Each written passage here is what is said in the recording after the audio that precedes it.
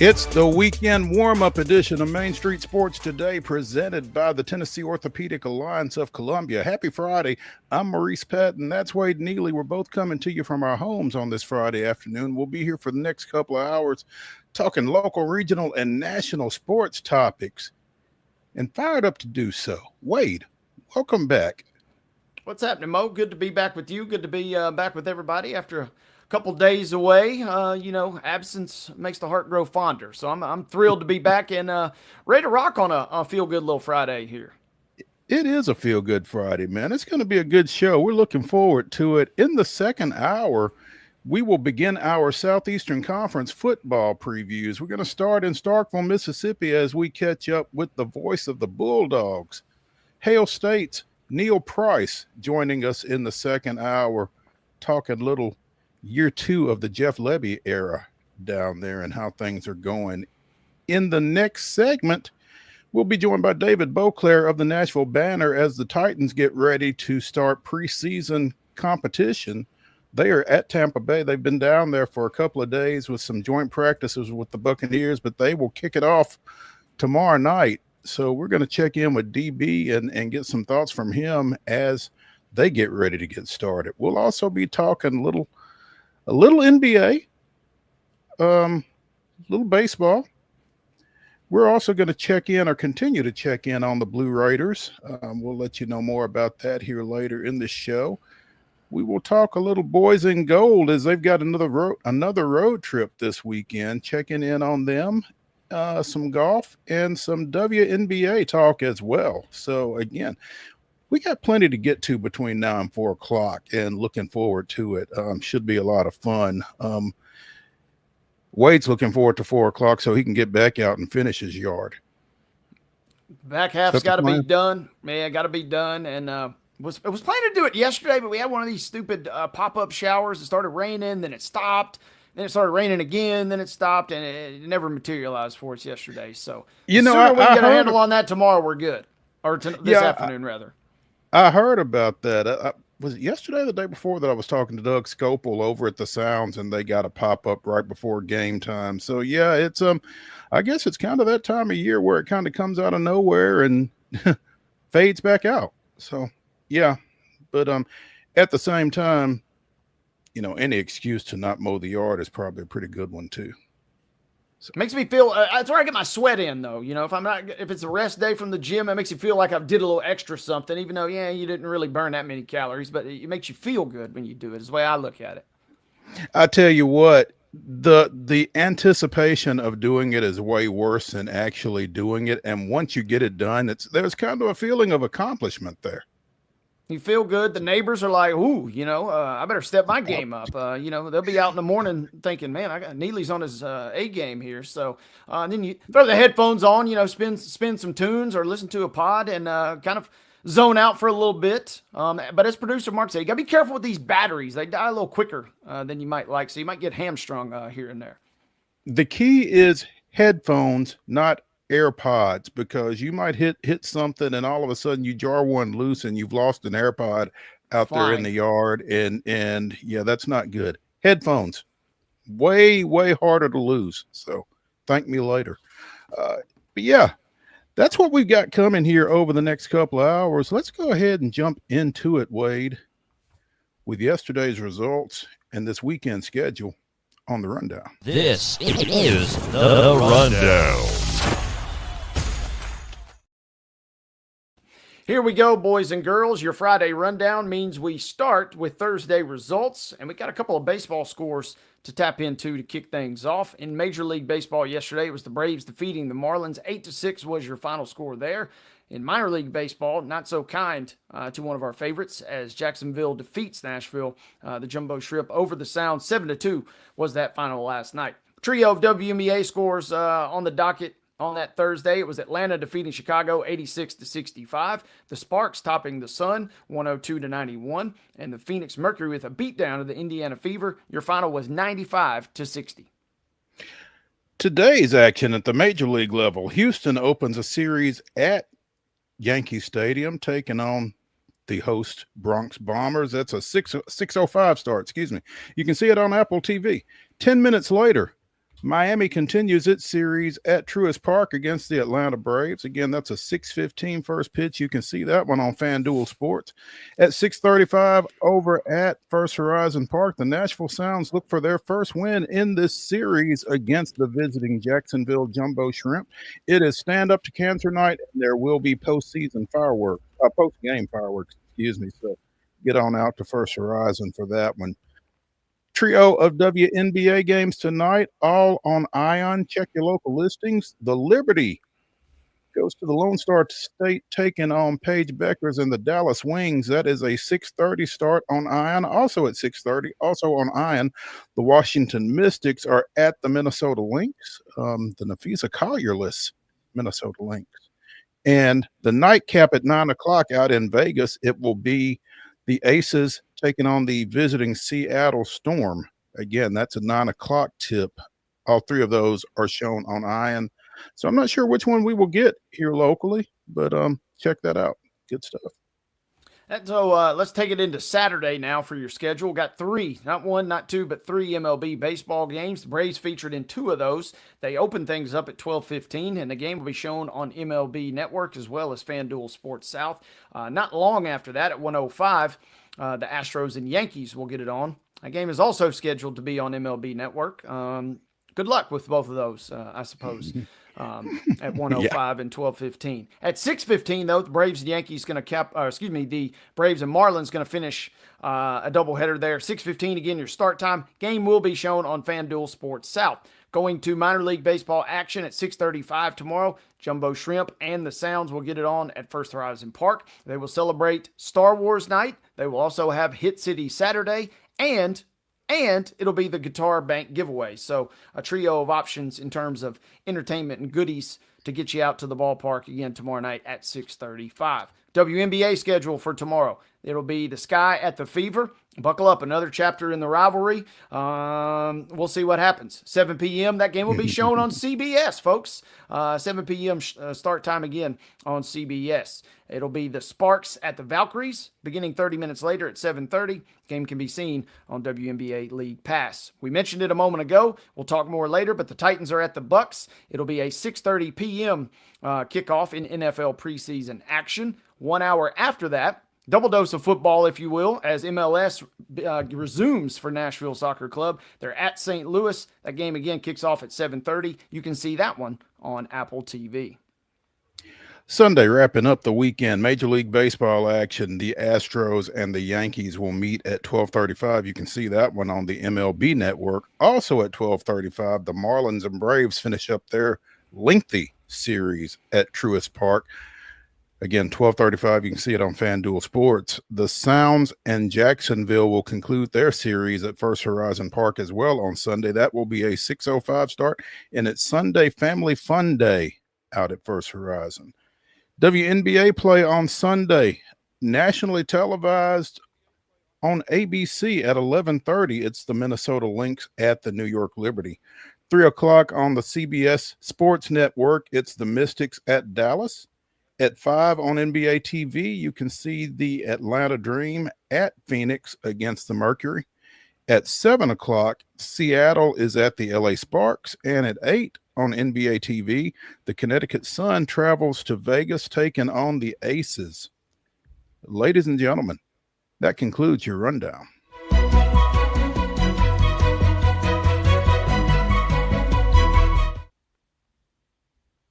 Your top story brought to you as always by the fine folks at Piggly Wiggly in Neely's Mill in Columbia. Be sure and check out their delicious daily deli lunch options available from 11 a.m. until 6 p.m. Also, their hand-cut meats and everything is cost plus 10% at the cash register. Piggly Wiggly, Neely's Mill, Columbia, bringing you our top story. We talked a little bit about this last week. Marcus Morris, NBA veteran, took out a couple of markers at a couple of Vegas casinos. Must be nice, Wade. I've never been tempted to get laughed out of a casino by asking for a marker, but apparently he went a little longer paying those folks back than they would have liked. In fact, he was facing fraud charges for writing a check with insufficient funds to 2 casinos in Vegas. He has since paid it off. Stroked a check for $265,000 to take care of those two debts to Vegas, and I guess his kneecaps are still intact as a result. Owed the Wynn Las Vegas Hotel and Casino and the MGM Grand Hotel and Casino, again, a total of more than $250,000. The charges have been dropped after he was arrested and held for 51 hours, as he detailed in a since deleted social media post. What hurt the most is I really was chained up and sitting in jail, 24-hour lockdown. Lesson learned. I'm not ducking or hiding from stuff, and most of you know that about me. Check the stats, never owed or needed money for anything. So did I go past the time I needed to repay? Yeah, I probably did. Did I know they would lock me up? Hell no. Dude, you owed somebody $250,000. You're lucky all they did was lock you up. Yeah, that was my thought is, that's maybe the best case scenario in the grand scheme of things. Did I take out a marker to gamble? Yes. Was this my first time? No. I've been enjoying my off time and doing what I like every year at some point in Vegas at a high level for years. And that's not just gambling, Marcus. We didn't need to know all that. I really thought the amount of money and time I spent there would really have value. It did. $265,000, and they wanted it back. Wanted it back, man. Yeah, a lot to unpack there. And, I see what you're doing, Marcus. A couple different flexes there. A little subtle flex. Was it my first time calling it a marker? No. Like you said, must be nice. Just letting everybody know he's done this a time or two. Yeah, I was doing stuff in Vegas just like I've been doing, I don't only go to gamble. I may go to the Spearmint Rhino. You never know. I mean, hard to say what I've been doing out there. But, I love that too. They called it in. Did I think that – it was almost like, did I think – that I would, it's almost like he's saying, I didn't know I would have to pay it back. And it's like, well, that's kind of the point here. That's what a marker is. Yeah. It's like an IOU, bro. I guess this was a case, Wade, of what happens in Vegas, not staying in Vegas. Yeah. And, there was a couple stories that have gone public this week about, Vegas is worried, Vegas, the town that is, and the entity, that they're, kind of on the downswing a little bit. I don't know how you can be on the downswing when you got guys, rolling into town and dropping 265 at a time. He needs to get paired up. This maybe will hopefully be a learning lesson. Pair him up with Charles Barkley, and Chuck will put him straight and say, hey, you got to pay those markers back, big fella. Trust me, I know a little bit about that. But more importantly, we did get him out of jail. We got him sprung. And most impressively, perhaps, seems like he had no real problems coming up with the money, which makes you wonder how we got to this spot in the first place. That's the question. I mean, was it a deal where he just wasn't going to pay it back before he had to, and then he finally got to the point where he had to, or what? I wonder, and we'll never know, obviously, but I just wonder what his thought process was about this whole thing. Yeah, I owe him $250,000, but I'll get to it when I get to it. Well, you got to it. Yeah, that's what I'm wondering, right? I mean, do you got to settle some things, make a few moves, sell some crypto, do whatever you got to do to get your funds, right? But yeah, it seemed like he came up with it pretty quick for a guy that wasn't real eager to pay it back, it seems like. Well, I guess 51 hours in the clink will kind of clear your thinking a little bit. Yeah, I would imagine that probably puts it in a different perspective. And, obviously, there's probably some not that this matters, but some shame that comes out. I mean, imagine you get out of jail and everybody on the planet kind of knows why you're in there. You fire up your phone for the first time and you got 2,000 text messages to go through. Bro, I'll give you some money. Like, what's the deal here? But good to know we kind of have a somewhat happy ending amidst all this. Like you said, luckily it was only jail time. And I'm thinking also, luckily there wasn't seemingly much interest in charged on this thing. That could have been the real killer for you. That's how they get you. Yeah, I mean, it feels like he wrote a marker for this amount. He paid this amount. Go forth and sin no more, and don't take out any more markers. But again, that is literally credit that the average Joe or the average Mo don't get extended. So yeah, if they give me a marker, it ain't gonna be. You're gonna have to shave off quite a few numbers from that total there, to say the least. It might just be the first 3 digits. Yep. The 265. That might be as far as I'm going. Yeah, and I used to go to, what was it, O'Shea's back in the day. I don't know that O'Shea's is in a place to hand out markers. That would have been the only spot I would have felt comfortable even asking. But good to know that he got it squared away. And, yet again, an example of the house always kind of wins in that sense. The house does win without question. And I mean, you can look at those buildings out there. They're awfully big, and they've not built them off markers. It's straight cash, homie, as Randy would say. So, glad this came, like you said, to a amicable ending. And the only thing hurting at this point is maybe Marcus's pockets, but could be worse. All of his digits are intact, so that's a good thing. Let's take a break here on the weekend warm-up edition of Main Street Sports Today, presented by the Tennessee Orthopedic Alliance of Columbia. When we come back, we'll talk a little Tennessee Titans with David BOCLAIR of the Nashville Banner. Stick around.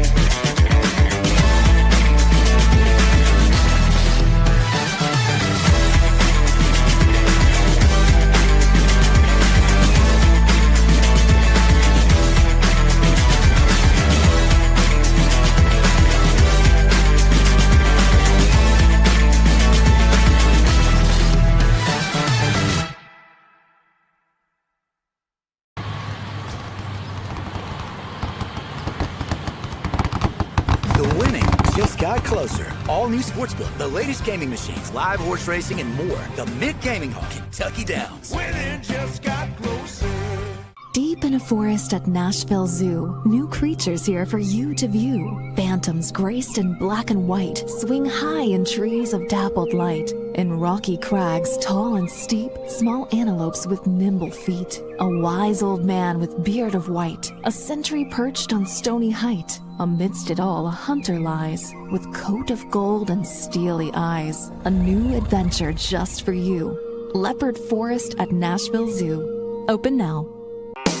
Busy bee, yeah, busy bee. If you need... Hold on, y'all, hold on. I need to make a call. Hey, this is Brianna with Busy Bee. I'm giving you a call to let you know your technician is on his way. 833. Busy bee. Guys, not yet. Not yet. Busy bee, oh, busy Ready, bee. guys. Call 775-7833. Custom Stone Handlers supplies over 600 distributors and suppliers with quality stone products. Along with Riverstone, we produce and distribute over 100 building, landscape, and other bulk products. Our goal is to provide quality products, service, and partnerships to ensure our customers' success. We firmly believe the measure of any person or company is how you treat other people and customers. Give them a call at 931-490-4990 or visit CustomStoneHandlers.com.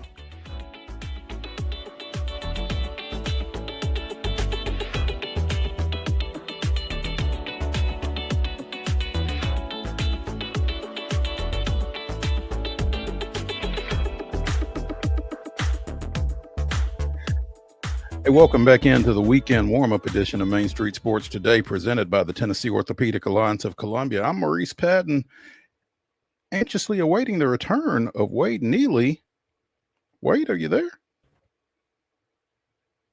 There he is. Well, close.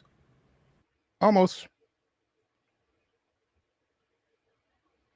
While we get Wade situated, let's welcome in from the Nashville Banner, David BOCLAIR, to talk a little Tennessee Titans. The Titans been in Tampa for a couple of days with some joint practices ahead of tomorrow night's matchup with the Buccaneers.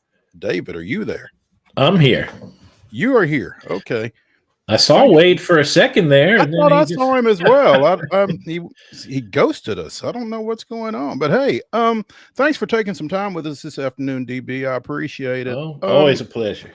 Yeah, the Titans, again, been south for a couple of days, getting some work in.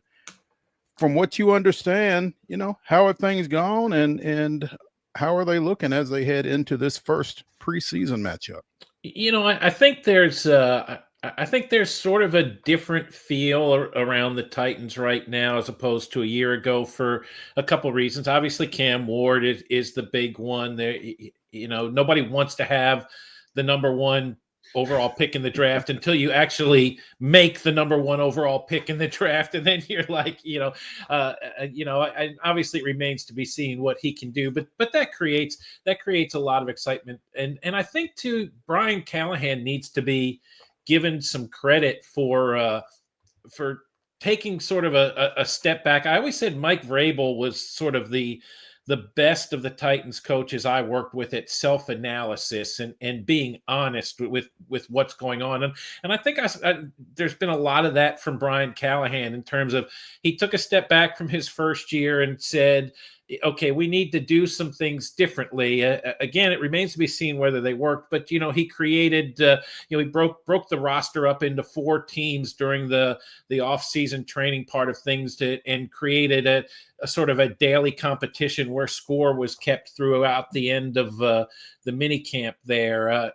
Trying to create more accountability from day to day than what existed. I think he felt like maybe he was not hard enough on players at times. We saw at the start of this week on Sunday, he absolutely ripped into the offense after a bad practice. And it's interesting because I always tell people you have to be careful when you watch training camp practices because, sometimes they're set up for one side or the other to win. So, people will come away saying, wow, the offense looked terrible today. Well, maybe that's because it was scripted so that the defense was throwing all sorts of stuff at the offense that they hadn't seen because coaches wanted to see the offensive players react to stuff they haven't seen. And it's not always going to look good. But for Callahan to just openly tear into players in a way that felt like it was out of character for him because he is really sort of a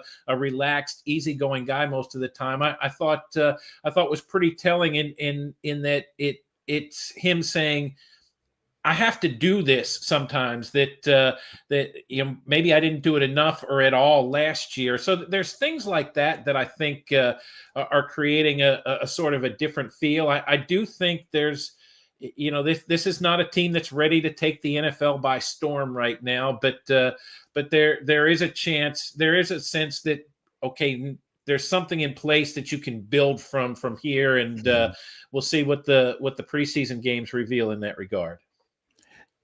David, you've been around the game. You've been around guys that have played the game. How much of an impact does Callahan ripping into, and not specifically, but generally speaking, when a coach at the NFL level does something like that with guys that have been in the game 8, 10, 12 years, do they see through it, or does it actually have a tangible impact on them? Yeah, I think I think you can't do it too much. I mean, you have to be authentic. You have to be who you are. But I'm sure the players knew they didn't have, or at least the players on offense knew they didn't have a good day.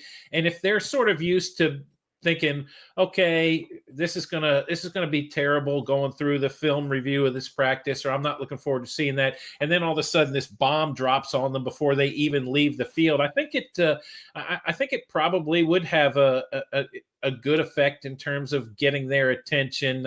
Anything that's out of the norm, particularly a couple weeks into training camp, I think is always effective, and whether it's for good or for bad. And so I would guess guys were probably a little bit in just sort of that wash, rinse, repeat mode of training camp, and to see the coach kind of step out of character a little bit probably did catch their attention, I would think. You talk about nobody wanting the number one pick overall until you've actually got it and you've executed it. And obviously, when you've got the number one pick, things aren't great. But on the whole, to this point, it sounds like Cam Ward has been everything you could have wanted in that situation. Now, obviously, there's preseason games to be played. There's regular season games to be played. There's a lot, but it just doesn't sound like there's a whole lot more he could have done to this point than he has. Yeah, I mean, he's done all the right things. He said pretty much all the right things. I think he does sort of have that natural leadership ability and charisma that we've seen from other guys in different ways that I do think Will Levis was sort of lacking. When I compare him to Will Levis, it always struck me as kind of amusing, maybe is the word. Levis had started just a handful of games in the NFL. In that first offseason, he's at the Kentucky Derby and he's doing mayonnaise commercials and he's doing I said at the time, it's sort of like, okay, maybe it's that idea that you dress for the job you want, not the job you have. But this is a guy who was behaving like a five-time Pro Bowler and doing, acting like somebody in the vein of Patrick Mahomes or Peyton Manning before he had accomplished anything in the league. And Ward sort of says and does the right things in that regard. And that, look, all my job right now is to work as hard as I possibly can. My job right now is to gain the trust of my teammates. My job right now is to know this playbook as well as I possibly can. I don't think he's putting the cart in front of the horse the way that maybe Levis did. I have no doubt that Will Levis wanted and still wants to be a starting and a star quarterback in the NFL, and that idea is very exciting to him. But I do think he got ahead of himself a little bit in a way that Cam Ward has not to this point. And you said it in discussing Callahan, DB. It feels like all of that is authentic with Cam. Yeah, I think so. I think that's exactly right. It's part of his story too. You think about Cam Ward, the number 1 overall pick in the 2025 draft, as opposed to Caleb Williams, the number 1 overall pick in the 2024 draft. People were rolling. People, when he was 18 years old, people were talking about Caleb Williams as the next great NFL quarterback, and they get him on the field as fast as possible in Oklahoma, and he can't follow Lincoln Riley to USC fast enough, and people are talking about the Heisman trophies he's going to win and this, that, the other thing. And Cam Ward is the exact opposite of that. And if he, from what we know about him and how he has thought about himself and how he felt disrespected, guys carry that with them a long time. There is the trap to say, okay, I was the number 1 overall pick. I've made it. I've answered all the questions, but I don't think Cam Ward is that way. I think he is still very much motivated by the fact that he had to start his college career at Incarnate Word University and then went to Washington State and then finally really got people to know him when he played at Miami. And we'll see what he can prove now as an NFL quarterback, because it's been interesting sort of as camps got started, the national narrative sort of went away from Cam Ward a little bit, and the excitement that people were and the things people were talking about here for a long time, you started to hear this, well, yeah, he was the number 1 overall pick, but he would have been the 6th or 7th quarterback drafted last year. And yeah, he's fun to watch, but he does dumb things with the ball, just like Will Levis did the dumb things. So there is still that sort of sense that I don't know if this guy's that good, at least I think from a national perspective. And I think that's going to be really entertaining to sort of watch how the discussion ebbs and flows with him this year. I think that's interesting what you just said, David, and it made me think about something. You and I both have covered Vanderbilt football at various points in our career, and we've seen guys being recruited by various programs that commit to Vanderbilt, and all of a sudden they were a 4-star and they become a 3-star, that kind of thing. With the round Cam since the draft, might that have anything to do with the market and the franchise that he is currently with? I think that there's absolutely some of that. It's amazing to me that this team is still considered so uninteresting and maybe sort of very much second tier in the eyes of many NFL observers, and maybe that's never going to change. It's probably a bit of a product of the division. Indianapolis without Peyton Manning is not a very sexy franchise. Jacksonville Jaguars are never a sexy franchise. Even this team in its best days, people just didn't get on board with the idea that this is an NFL city, and we're 25, 26 years or more into this thing now. I guess people are always going to be in love with the New York teams and with the Bears and with the Patriots and whatnot, and everybody else is sort of riding in their wake right now in terms of trying to create headlines and generate some national interest and what have you. David, I wanted to ask, hopefully you guys can hear me. Had to make a big grand entrance for David here. But sorry if this has been discussed already, but it seems like in the early days of camp, every single throw, every single headline about Cam Ward was kind of over the top excitement. It seems like in the last week or so, there's been a few more, negative reactions. David, I'm curious your personal take, because I'm kind of the opinion you put little to no stock in a lot of this stuff. So I'm curious, is there anything to glean from either the positive side of things we've seen thus far or the negative in your mind? The important thing in terms of when I watch Cam Ward or how I'm going to pay attention to things is you want to see more how he reacts to things. If he makes a bad throw, does he sort of kick the dirt? Does he throw his arms up? Does he sort of call out his receiver, or does he put his head down, go back to the huddle, talk to the coach, move on to the next play? It's been much more of the latter to this point. I think there was one day last week. It just so happened to be his day meeting with the media, and the offense didn't have a great day. And he was a little terse, I think, in a way that he hadn't been in other press conference sessions to this point. And I don't necessarily mean that as a bad thing. I mean, you want the guy to be mad about a bad practice. It's just a question of, how long did that linger afterwards? What did he do about it once he got in the building? Which, of course, we're not going to see. We're not going to know. And again, all indications are this guy has the right attitude about dealing with those sorts of things and handling the job in that way. That the important thing is he's going to have to make plays on the field somewhere. Like the best thing that can happen to him is somewhere in the first month of the season, Titans are down by 4. They get the ball at their own 15 with 1:45 to play, and he takes them right down the field for a touchdown. Like that.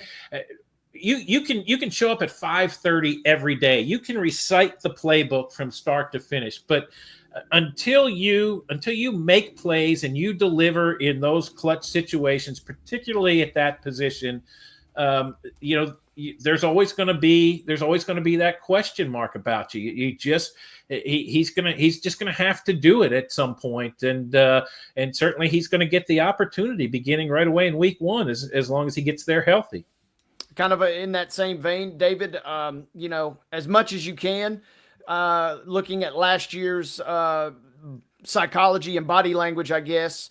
I'm really also curious, how have you noticed, or what have you noticed about teammates kind of responding? Good throw or bad throw, or good play or bad play with Cam thus far? Yeah, Mo and I were talking about it, right?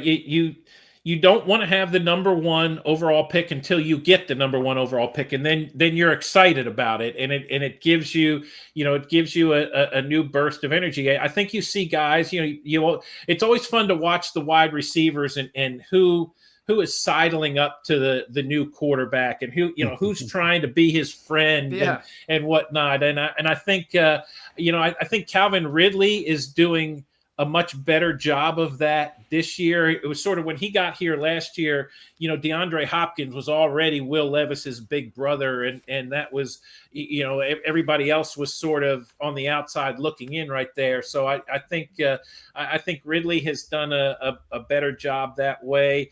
It's, somebody's going to emerge as his favorite target. That happens. Maybe it's Ridley, maybe it's one of the rookies. Gunnar Helm, the tight end, I think is a strong possibility that way. Tyler Lockett could be the guy. Somebody's gonna be that guy. But I think everybody is excited about the possibility of A, being that guy, and B, what a fresh take on that position is going to do for this franchise right now that's been sort of stuck in the mud for a little bit. Let's be honest about that. David BOCLAIR of the Nashville Banner joining us here on Main Street Sports today, presented by the Tennessee Orthopedic Alliance of Columbia. DB,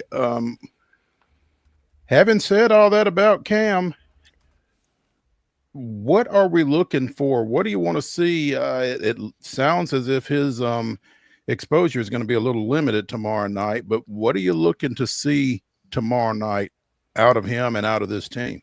Yeah, I think the big question with Cam Ward is, how quickly does the ball come out of his hand? That's one of the knocks against him, is that he's prone to hold the ball too long in the pocket, and that's certainly not a good idea ever in the NFL. So you want to see him. You want to see him if it's a 3-step drop, get back, hit that back foot, get the ball out to one of those short throws. If it's a deeper drop, you want to see him look 1, 2 maybe and get the ball out. I'm sure we're not going to see a lot of really highly involved passing plays and whatnot. They should be the most simple stuff that's at the front of the playbook, whatever. So there shouldn't be a lot for him to think about. If he is standing in the pocket, sort of trying to sort all that out and not sure who's open, not sure where to look, not sure where to go with the ball, then that's going to be a problem. You'd like to see him obviously convert a couple of third downs somewhere along the way, and that's part of what I was talking about earlier, where you've got to make plays. Third down is where quarterbacks make their money in this league, and certainly you just want to see him. You just want to see him not get hit at any point. That's kind of become the big thing with these joint workouts in the league. Is teams feel like their starters get all the work they need, but in controlled situations, guys aren't likely to get hurt, so you don't see them in the preseason games as much. But Brian Callahan has said that the starters will play some degree in all 3 games, which I think is good. And I think you need to get Cam Ward as many game snaps as you dare during the preseason, just because there is that different sense of moving from play to play without taking the moment and discussing it with your position coach or the coordinator or whatnot. And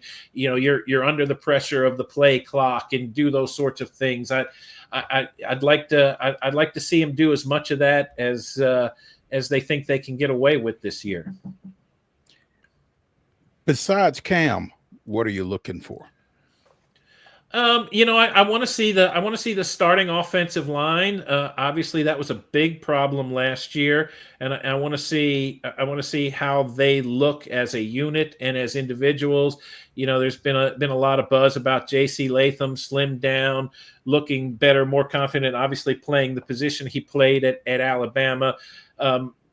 Nothing Cam Ward can or will do is going to happen without that offensive line. So I think that's a huge part of things. I want to see the pass defense. I mean, it's going to be man to man. L'Jarius Sneed remains a huge question mark for this team. What are you going to get out of him, if anything, this year again, after getting almost nothing out of him last year? So the guys who you do have at cornerback, can they run and cover receivers man to man? Because that is what that is what Denard Wilson wants to do with this bunch. So I want to. That's a huge thing to me too. I think those are the 2 biggest things. And then assuming everybody plays, and I'm not sure that everybody will play much, but try to get a sense of what the actual receiver rotation is and who's in what package and what that might mean for the regular season. David, real quick about the offense, I want to ask you one more. Reading from Pro Football Focus, seems the Titans ran about 46% of the time, throwing about 54 last year. I'm excited to watch the run game in particular this year. It felt like last season we kind of had an idea of what might be there in terms of production, but I was really impressed with Pollard and Spears, and I'm curious, does Callahan or have we learned anything about maybe a ratio? Obviously, your 50-50 is what you're probably going to get in terms of an answer, but I'm curious what you may take away from that as we go forward. Yeah, and I mean, 46-54 is a really interesting ratio when you consider this is a team that lost more than 3 times as many games as it won, right? I mean, trailing in a lot of games is how I interpret that. Trailing, you would expect that would be much closer to 40-60%, and particularly with Brian Callahan coming from Cincinnati, where I mean, obviously they had the weapons to do it, but they, it seems like they throw the ball all over the field all the time. So, Tony Pollard, I think, was a really pleasant surprise last year in terms of the consistency with which he played and whatnot. That there's no doubt they want Tyjae Spears to get more carries this year, maybe lessen Pollard's load a little bit. In fact, I've been cautioning people, from a fantasy football perspective, don't be too excited about what you saw from Tony Pollard last year, because ideally they think he can be better with fewer touches, and Spears, and so I think obviously if they can run the ball as effectively as they did last year and stay in games more, then to your question, that ratio could get much closer to 50-50, if not even skew a little bit to the other side if things go really well. Part beat writer, part fantasy football consultant David BOCLAIR of the Nashville Banner joining us here on Main Street Sports today, presented by the Tennessee Orthopedic Alliance of Columbia. DB, before we let you get out, where does Quandre Diggs figure into the equation for the Tennessee Titans? Guy who was on this roster last year, left before the season ended, is back. Obviously, he and Ward have some family ties, but just on the field, how much of a factor do you expect him to be at what looks like a fairly full safety room? Yeah, it's interesting. This I talked about it on our podcast this week, First and 10. That's TENN if anybody's looking for it. But Quandre Diggs is we'll drop a little plug in there. I appreciate you letting me do that. But the question came up, where what's the benefit of adding Quandre Diggs for the Titans? Is it more about what he would do for the defense? Is it more about having a confidant, a cousin, family member, whatever, for Cam Ward? And my sense is that it's actually more about Diggs. He's one of these guys that training camp started, he wasn't anywhere, and that happens to guys. We saw it here however many years ago. What was it, 2016, 2017, when Jonathan Cyprien gets hurt on the first day of training camp, and the Titans are able to bring in Kenny Vaccaro, who was a first round pick, had played out his rookie contract with the Saints, and then managed to go unsigned the whole offseason. And then Vaccaro steps in and he ends up being the starting safety here for 4 or 5 years, whatever it was. So Diggs was going to get signed by somebody at some point, but my guess is that in conversations with his agent, it was like, why don't you call the Titans?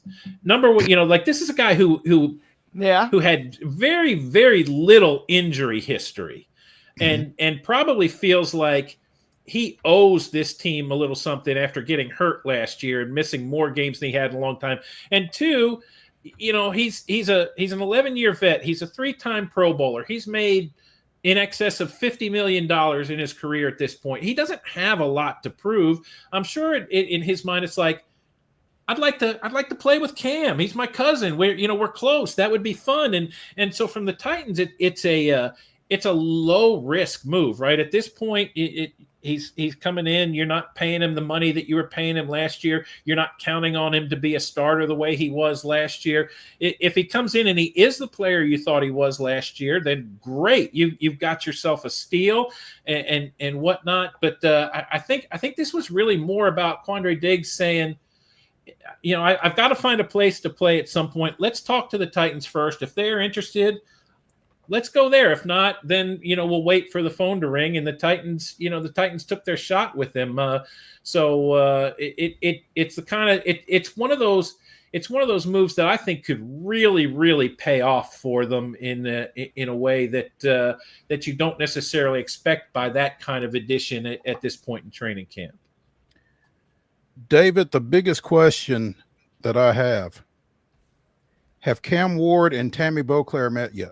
They have not, but that's obviously going to happen at some point. I don't know if you saw that West Columbia, Texas, has in fact renamed a street in town Cam Ward Way.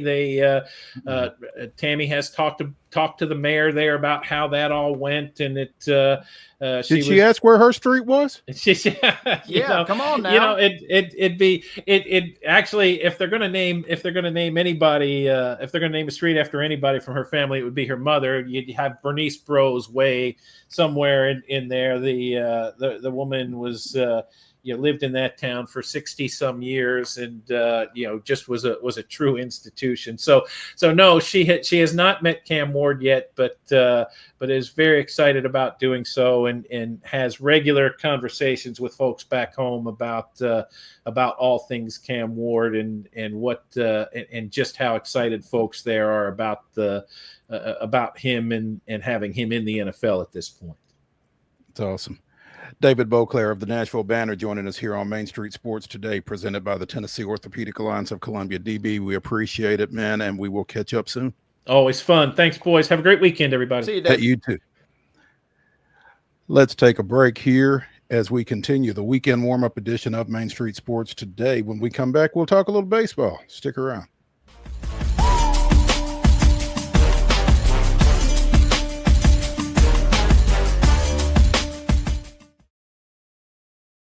They walk among us, but at 240 miles per hour, they become something more.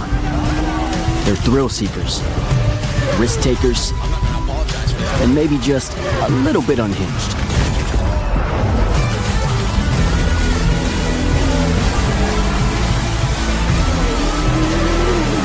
Buckle up. This new era of speed, this racing revolution, it's just getting started. Hi, I'm Stephanie Miller. Main Street Media is partnering with Borchetta Bourbon Music City Grand Prix at the Nashville Superspeedway to send a family of 4 to the race August 31st. To register, please visit any Main Street Media website and look for the Register Here banner. You'll also receive some fantastic Borchetta Bourbon Music City merchandise. We look forward to seeing you at the race.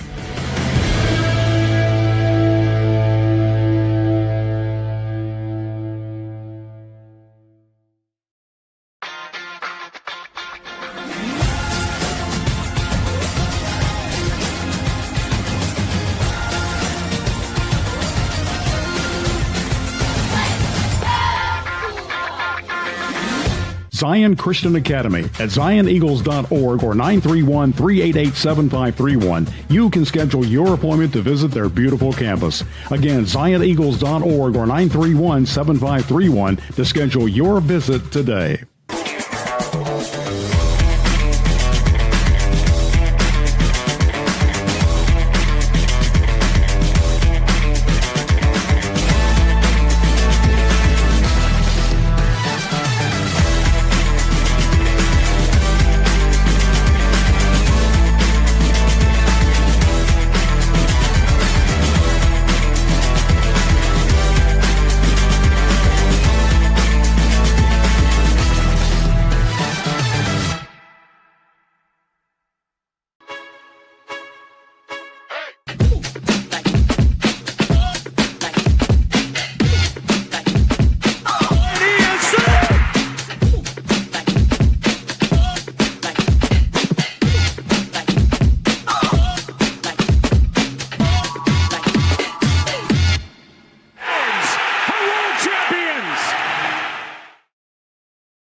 August 8th, 2014, the Braves got home runs from Justin and BJ Upton, Freddie Freeman, and Tommy LaStella, then held on for a 7-6 win over visiting Washington. In victimizing Nat starter Steven Strasburg, it marked the 5th time that the Upton brothers had homered as teammates in the same game, setting an MLB sibling standard that they had previously shared with Jason and Jeremy Giambi and Vladimir and Wilton Guerrero. That was this day in Braves history. Y'all gonna make me lose my mind. Upton here. No brothers homered for the Braves last night, but Drake Baldwin and Marcell Ozuna put the Braves up 2-0 in the bottom of the first. Carlos Carrasco turned right around and gave up 5 runs in the top of the second. And at that point, I decided it was time to watch Indianapolis and Baltimore.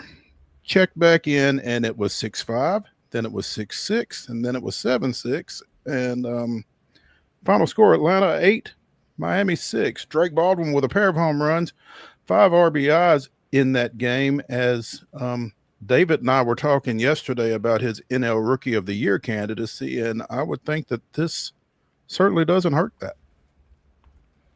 Yeah, good performance. And like I said a couple shows ago, it feels like barring injury or someone else, looking at Isaac Collins from the Brewers and, maybe Augustine from the Marlins. That was an interesting head-to-head last night or last little bit here. But unless an injury, it feels like it's going to be his to lose at this point. And like you said, kind of salvage a little bit of positivity out of this season. And it's funny, Wade, I did not know this, and I guess it's just me being old and not keeping up with some of this stuff, but apparently by Baldwin, and David explained this pretty well yesterday, by Baldwin being on the opening day roster and being a consensus top 100 prospect on a couple of major lists, MLB.com's and Baseball America's, I think, were the two that he said. If he were to win NL Rookie of the Year, the Braves would get an extra draft pick out of it. So, little incentive for, homegrown guys and that kind of thing, I guess. So that'll be interesting to keep an eye on. And like you said, something for the Braves to kind of hang their head on coming down the stretch here, as there's not a whole lot else to keep you excited about this team right now. Improving to 48-66 with that win. Miami falling 2 games under 500 with the loss at 56-58. They will meet again at 6:00 tonight. Edward Cabrera getting the ball for the Fish, 5-5 with a 3.24 earned run average. Bryce Elder, 4-8 with a 6.03 going for the Braves. If you don't pay attention to what's going on at Truist Park tonight, though, you may want to tomorrow, because Jen Powell, I'm not exactly sure how you pronounce that, who worked earlier this week at First Horizon Park as part of the umpiring crew, will be on the crew for the Braves Marlins for both games in tomorrow's doubleheader and on Sunday's game as well. This will make her the first woman umpire to work a regular season Major League Baseball game in the history of the game. So I'm sure a lot of eyes will be on that for a lot of reasons. Yeah, breaking barriers at the MLB level. Saw a lot of chatter about this on social, both from folks, like you said, that were on hand at First Horizon earlier this week to kind of see that in person, and then everybody else just kind of celebrating. Should be a cool moment, should be a fun moment, and hopefully it gets all the calls exactly the way they're supposed to be. That would be an improvement. I mean, I'll be interested to see, and David and I kind of talked about this a little bit yesterday.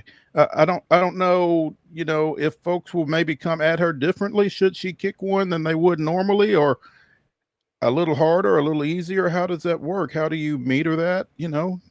Should it be any different? I don't think it should, but interesting to keep an eye on that, I think.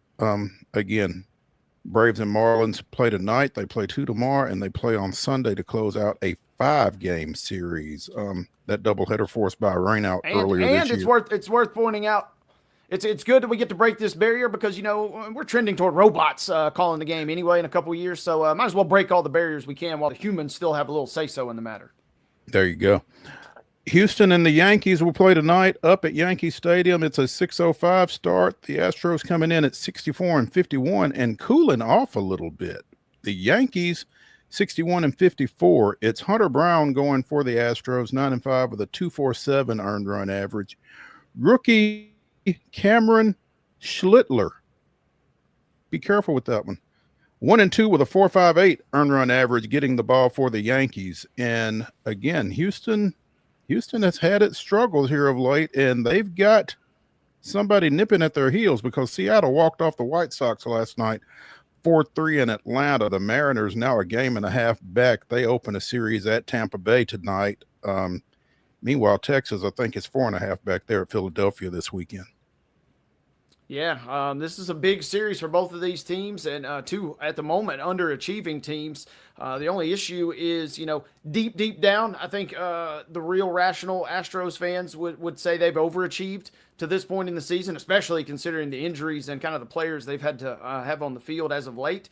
On the other side, you're always underachieving unless you're blowing everybody out if you're the Yankees. So big series in the Bronx. Should be fun. Have the Apple TV queued up tonight, and hopefully Hunter Brown can do some dazzling.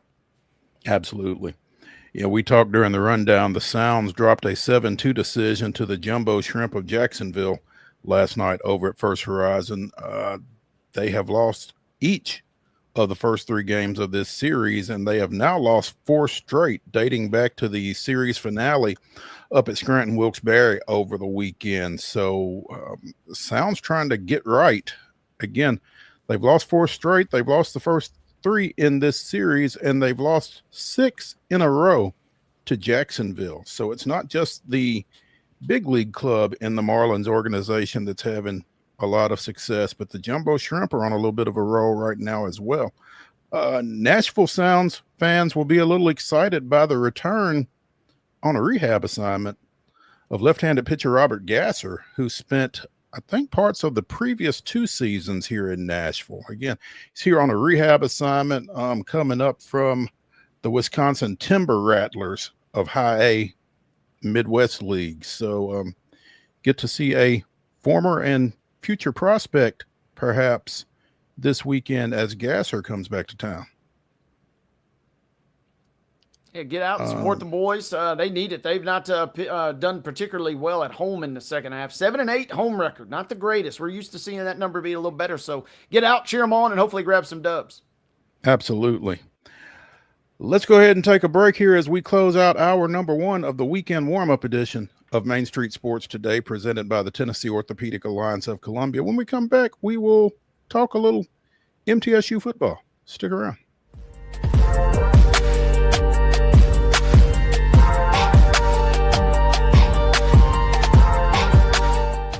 Jones & Lang Sporting Goods here in Columbia has been outfitting teams, officials, and anybody else from T-ball to college for 50-plus years. Be sure and check them out at 931-388-8060 or online at jonesandlang.com. Jones & Lang Sporting Goods, the look of a winner. Zion Christian Academy at zioneagles.org or 931-388-7531. You can schedule your appointment to visit their beautiful campus. Again, zioneagles.org or 931-7531 to schedule your visit today.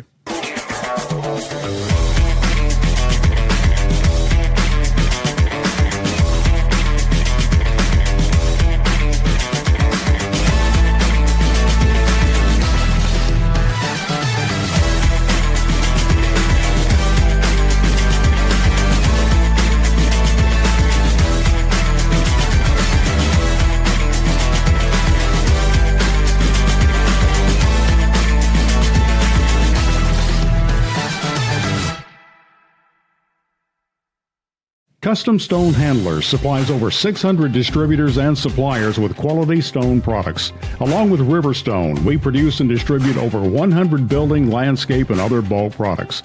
Our goal is to provide quality products, service, and partnerships to ensure our customers' success. We firmly believe the measure of any person or company is how you treat other people and customers. Give them a call at 931-490-4990 or visit CustomStoneHandlers.com.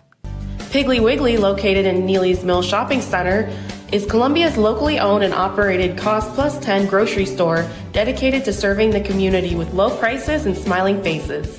Piggly Wiggly offers fresh, hand-cut meats daily as well as daily hot plate lunches from their deli counter. You're certain to see smiling faces and a helping hand when you're here at Piggly Wiggly. Come by and check out our fresh produce, high-quality meats, and more. Down home, down the street, we'll see you at the Pig.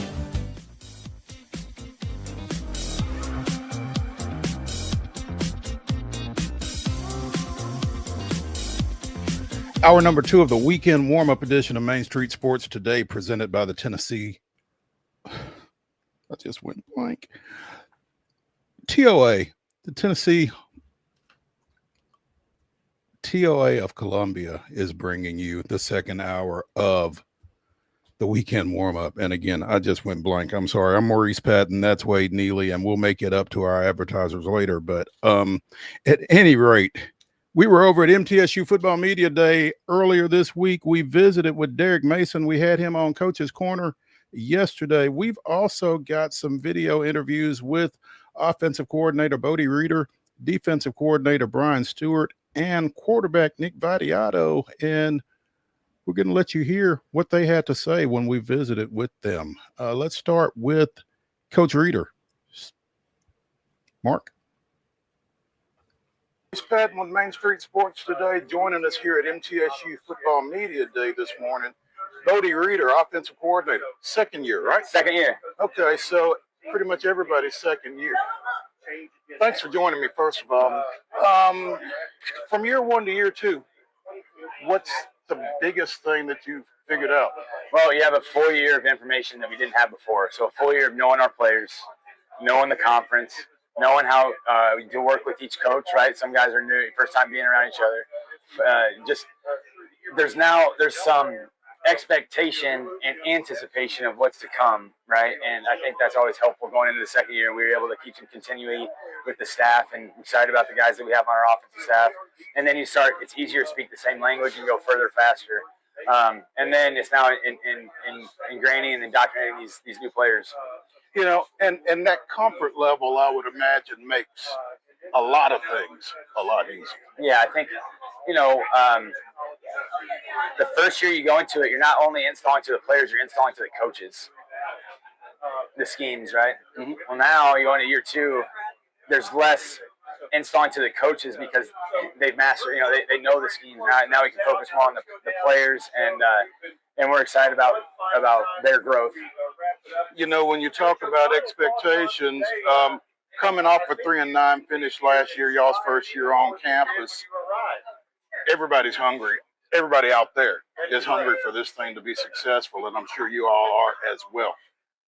How does that transition lead to being a little bit more successful out here? Well, we have high expectations for ourselves. There's a standard that we want to uphold, and we want to live to that standard. But what we can't get lost in is what the people outside this building think, right? Because we're going to win and lose with the people that are in our locker room, in our coaches' meetings, and our standard and our expectations what matters, and we have high expectations. So I think it's important right now that we focus on the 5 feet in front of our face. What's the thing that we need to do right now to be successful? And that's for these guys to go get treatment after practice. It's to go have a great lunch, get refueled and rehydrated, and then go have great meetings. And then each domino kind of takes care of itself. It's interesting, everything you just said. Take care of your body, get yourself fed and hydrated, and get ready for the next day. And you can do all that a lot easier in this new building, can't you? Yeah, we're very excited about the new building. We're very thankful for the time and sacrifice, both money and effort and creativity in what they did in this building. Now we have to defend it, and we're excited about that challenge. Offensive coordinator. It's got to be a comfort to look out there and see number 11. Yeah, it is. He's a good football player. I won't have comfort until we got a number 2. And it's important to me that we develop that backup quarterback because he will win games for us, and we'll need him. So I feel good about Nick. I don't feel good about our position yet. And in this game, in this conference, it's become pretty apparent that you got to have a number 2, don't you? Oh, there's great defenses there, and hard hitting and physical, and Nick doesn't necessarily play always looking forward to the next play. I mean, he's going to make that play. Yeah, he's a tough joker, and he's going to sacrifice his body for the football team. That's why it's so imperative to have backup quarterback. At the same time, though, a guy who's accomplished what he's accomplished in this program gives you really something to look forward to going into this season. Well, Nick's made a lot of growth this offseason in his leadership. Nick's not naturally a real vocal person, and he's gotten more vocal over the offseason. He's holding his teammates accountable, and he has some energy and bringing them along. So I think he has a lot of room to grow, and he's done well. Keeping him or whoever the number 2 is healthy comes back to that offensive line, and I know you guys are looking to make some strides from last year. Yeah, we're the offensive line is a unique position. We brought in some new players, right? Coach Simmons is back, but we have to get that room living and breathing as one unit, because time has told me over my career the 5 guys that we run out there against Austin Peay will not be the 5 guys that we play with throughout the course of the year. That's just the nature of the position. So we can feel good about the 5 that we start, but we got to feel good about 6, 7, 8 because they're going to play, and that's why it's important to me that it's pretty symbiotic in there, and those guys can be interchangeable.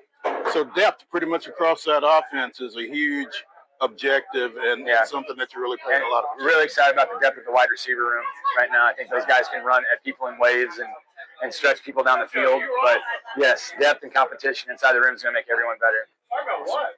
Bodie Reeder, second-year offensive coordinator here at Middle Tennessee State, joining us on Main Street Sports today. Coach, I appreciate it. Thank you. All right. Thank you.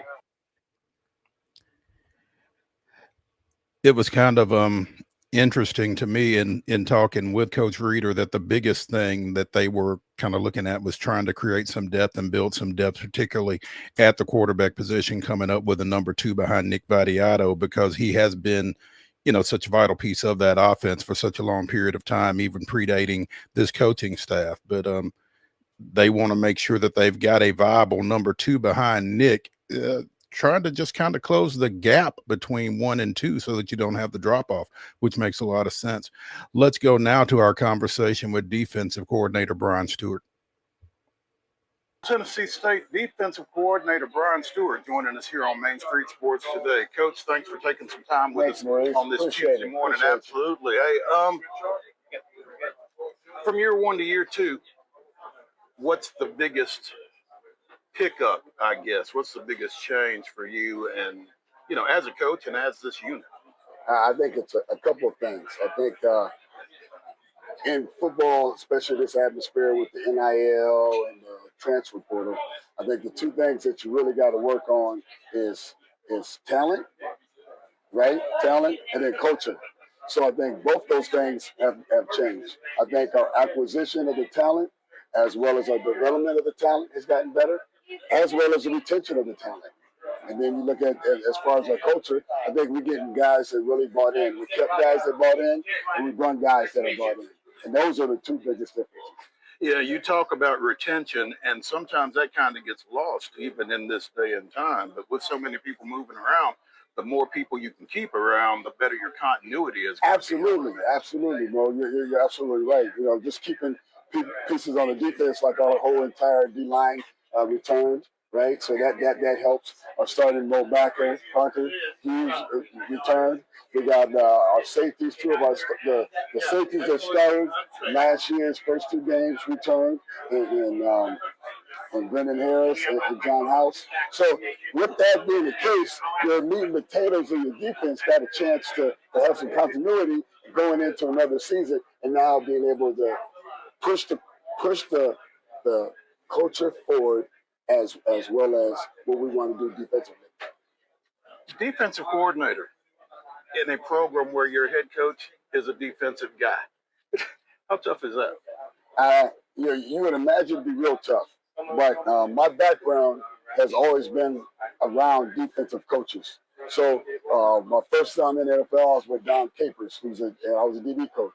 Don Capers was a defensive was a head coach. The defensive coordinator was Vic Fangio. I go to San Diego Chargers. Marty Schottenheimer was the head coach. Then Wade Phillips was the defensive coordinator. I was his DB coach. I go to the Dallas Cowboys. I was the defensive coordinator of the Dallas Cowboys with Wade Phillips as the head coach. So that's not unfamiliar to me.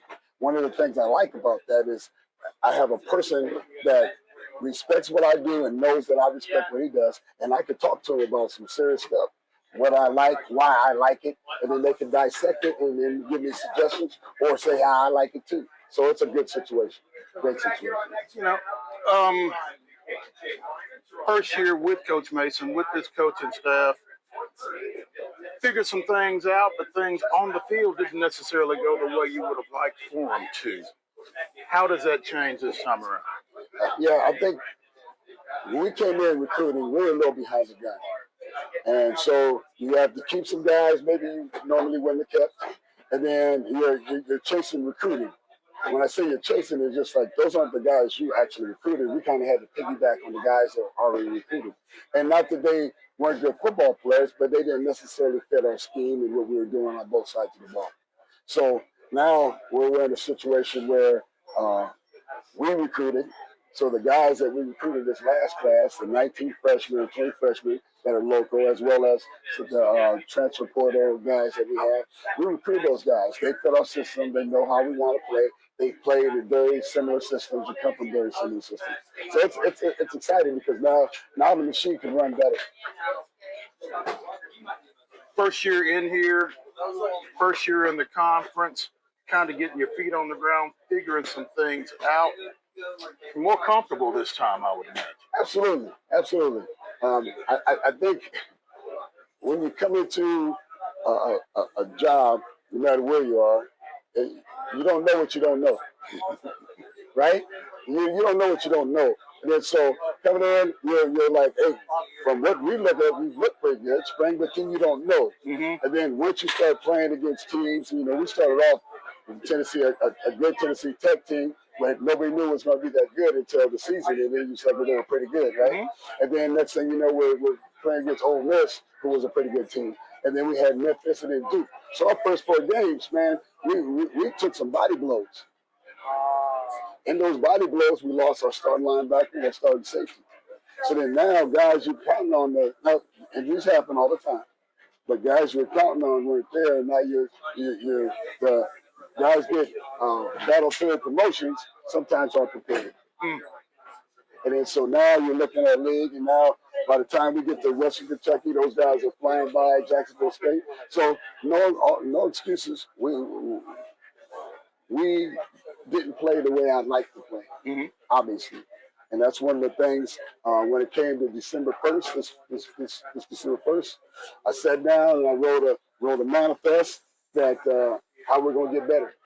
And I talked to our assistant coaches as well as our head coach and said, hey, here's how we're going to get better going off of what we did last year.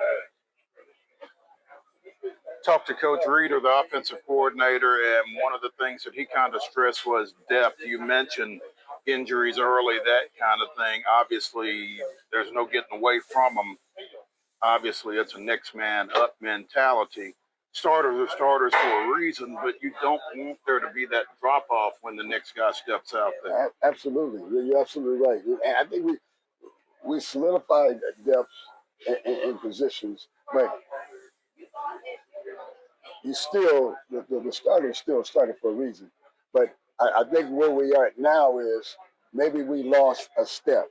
Maybe we lost a little football IQ. But I think before we lost a lot. And right now, knock on wood, being healthy, if we have to play some of the younger guys, or if we have to play the seconds or the thirds, they know what to do and know how to do it. Yeah. Self-awareness, Coach. Yes. It's a big thing, right? Not everybody has it. Brian Stewart, MTSU defensive coordinator, joining us here on Main Street Sports today. Coach, I appreciate your time. Thank you. Very Good much. talking to you. Thanks. All right. When you are out on assignment, you just never know what's going to happen. Anything and everything. There we go. There we go. We're going to wrap it up, though. Again, we were able to sit down with Nick Vattiato, starting quarterback for the Blue Raiders, and get his thoughts on some things, some off-season stuff, some on-field stuff, just picking his brain a little bit here. So, Nick Vattiato, next up. QB1, Nick Vattiato from Middle Tennessee State, joining us here on Main Street Sports today at MTSU Football Media Days. Nick, thanks for taking some time with us, first of all. Thank you for having me. So how was MPA, the Manning Passing Academy? Oh, it was awesome. It was awesome. I mean, that family is amazing. They're phenomenal people. Getting to go down there in Louisiana for the weekend, learned a lot and met a lot of great people that, I had a great time. Did you get some crawfish? Yeah, no, I did not. I did not. I know. I've never had crawfish. I'm sorry. Where are you from? Florida. Big on shellfish. Conch. You ever had conch? I've not had conch. Conch's where it's at. That's where it's at. Conch salad and conch fritters. I'll keep that in mind. If you're ever down in South Florida. South Florida. If you're ever down in South Florida. Okay. With the seasons that you've had, and I was talking to somebody about this recently, obviously you had some opportunities to be elsewhere, just given the landscape of college football. Of course. Just the reality of it. Why is Nick Vattiato still in Murfreesboro, Tennessee? Yeah, I think, Middle Tennessee has given me a lot of opportunities that I'm forever grateful for. I think coming here as a true freshman with Coach Dodd, he gave me the opportunity to come here to be a quarterback, to play to play early, which is what I wanted to do. Like, I wanted to go somewhere where I could play. And then I think after 2023, Coach Mason comes in and the coaching change happens, and Coach Mason and I had a lot of good conversations, and I trusted him and to where he wanted to take this program and what his vision was. And, I didn't feel strong enough. Like, there was no need for me to go elsewhere for more money or for whatever it was. Like, I felt that what I wanted to do at the end of the day was win where I'm at a school that has given me a lot of opportunities. And there's nothing more I want than to be able to win at MT. And I think that, I have the opportunity to do that because I'm here and we have a great coaching staff and a great locker room. And I love the people here, and, we're going to make it happen. We're going to make it happen. It's my last year, so we're going to make it happen. It's unfortunate, but you realize how counter that attitude is? I mean, I get everyone has their own reasons for transferring. I think at the end of the day, the people here, whether it's the athletic department, the coaching staff, whoever it is, they've given me so much that I want to be able to give back and for this team to win. And that's all that matters to me at the end of the day. It might be the boring answer, but that's just what it is. Well, like you said, everybody's situation is unique, and that's the reality of it. So, with that said, how do you all go about doing that this time around? Yeah, I think Coach Mason's first year didn't go how anyone wanted. But at the end of the day, there's been a lot of growth. We have a lot of new guys on this team who want to win, who want to be here, and I think they bring the right attitude every day in practice, and they bring the right attitude to the team. And Coach Mason has done a great job, I think, just setting the standard and then letting the players kind of police ourselves to make sure that standard's met. We're 5 days through camp right now. I think guys have done a good job improving each day, and I think that's all you want to see out of these guys. I think there's been a lot of improvement in the O-line room. There's more depth in the receiver room. I think defense has added a lot of talent on their side of the ball, which I've been really happy about because we get to compete against them every day.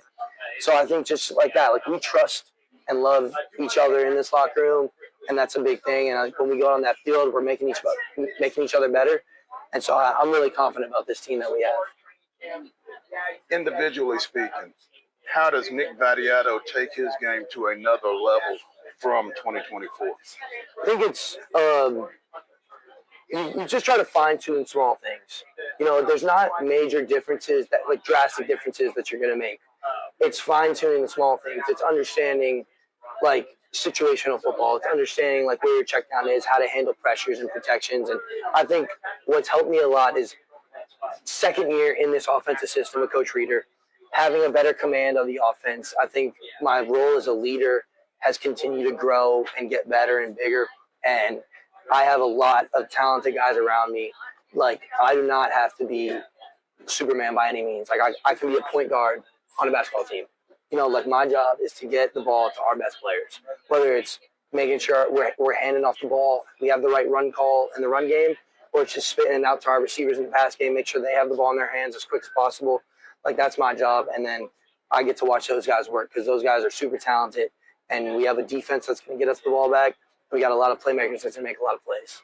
Yeah, Coach Reeder, when I was talking to him, said that one of the keys right now is figuring out who your backup is. And, you know, you missed some time last year. Most quarterbacks in this day and time do. How do you go about making yourself available as much as you can? Yeah, I think it's just, you got to take care of your body no matter what. I think, you know, as quarterbacks going through camp, like, we're not getting hit going through camp, right? So that load is taken off of us.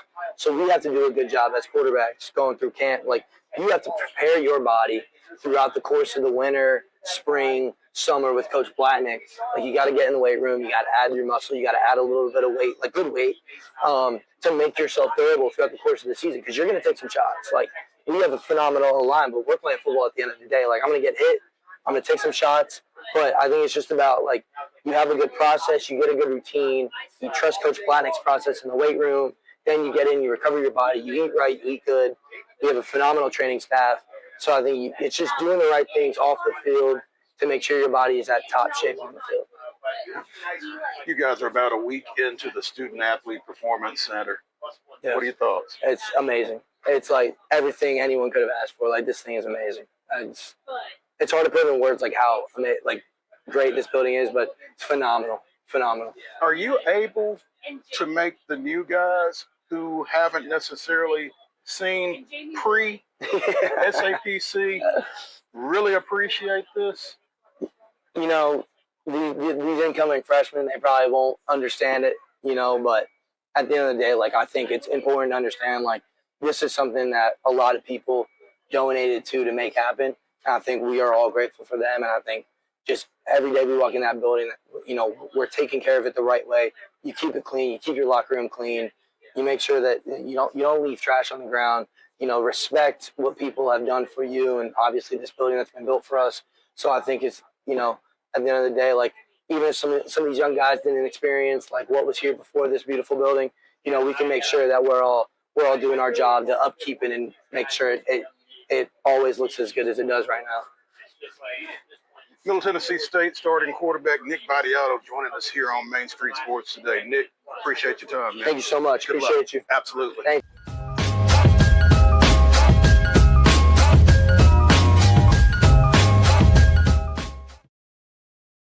Deep in a forest at Nashville Zoo, new creatures here for you to view. Phantoms graced in black and white swing high in trees of dappled light. In rocky crags, tall and steep, small antelopes with nimble feet. A wise old man with beard of white, a sentry perched on stony height. Amidst it all, a hunter lies, with coat of gold and steely eyes. A new adventure just for you. Leopard Forest at Nashville Zoo. Open now. They walk among us, but at 240 miles per hour, they become something more.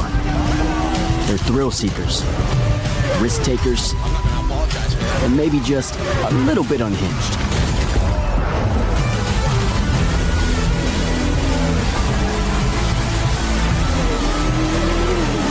Buckle up.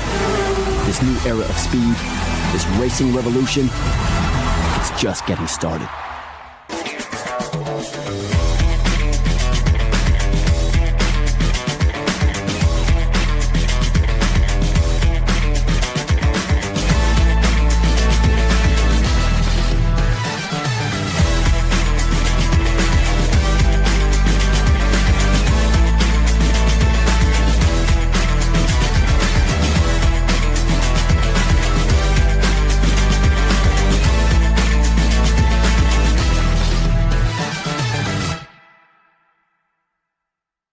Jones & Lang Sporting Goods here in Columbia has been outfitting teams, officials, and anybody else from T-ball to college for 50-plus years. Be sure and check them out at 931-388-8060 or online at jonesandlang.com. Jones & Lang Sporting Goods, the look of a winner. Piggly Wiggly, located in Neely's Mill Shopping Center, is Columbia's locally owned and operated Cost Plus 10 grocery store dedicated to serving the community with low prices and smiling faces. Piggly Wiggly offers fresh, hand-cut meats daily as well as daily hot plate lunches from their deli counter. You're certain to see smiling faces and a helping hand when you're here at Piggly Wiggly. Come by and check out our fresh produce, high-quality meats, and more. Down home, down the street, we'll see you at the Pig.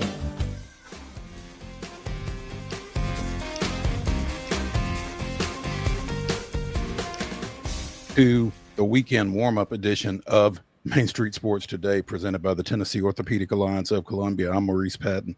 That's Wade Neely. It's been a rough Friday, man, but it's getting ready to get better, because joining us now as we begin our Southeastern Conference football previews is the voice of the Bulldogs, 2024 National Sports Media Association Mississippi Sportscaster of the Year, Neil Price, gracing us here on Main Street Sports Today. Neil, good afternoon. Hey, Maurice, good to see you. You as well, man. Thanks for taking some time with us. How's it going in Starkville? It's going good. It's plenty hot, and that tends to signal that football's coming. I was in California last week and was joking with people out there. It was 88 degrees one day with about 20% humidity, and they issued an extreme heat warning. And I laughed. I was standing there in long sleeves and long pants thinking, okay, this is different. And then got back to Starkville on Tuesday, and the minute that I got out of the car, I realized that the humidity was here. So football is too, and that's a good thing. Well, it's a good thing you didn't step out in those same long pants and long sleeve shirts, I guess. Oh, no. Yeah, oh, no. Yeah.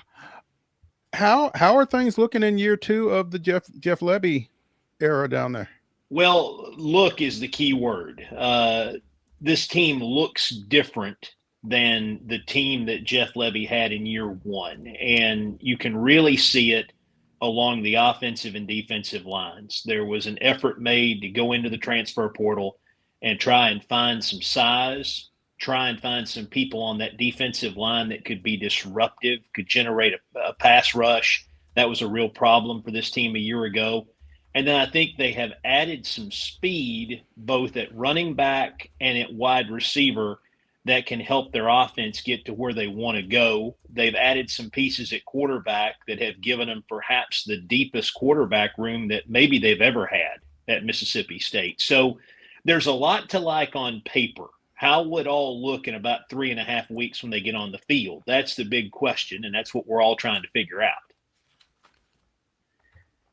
As you look at the media poll from SEC Media Days a few weeks back, you got to look a pretty good way down before you find Mississippi State. They were picked dead last in the 16-team league. How does Levy, how do the Bulldogs go about proving some folks wrong?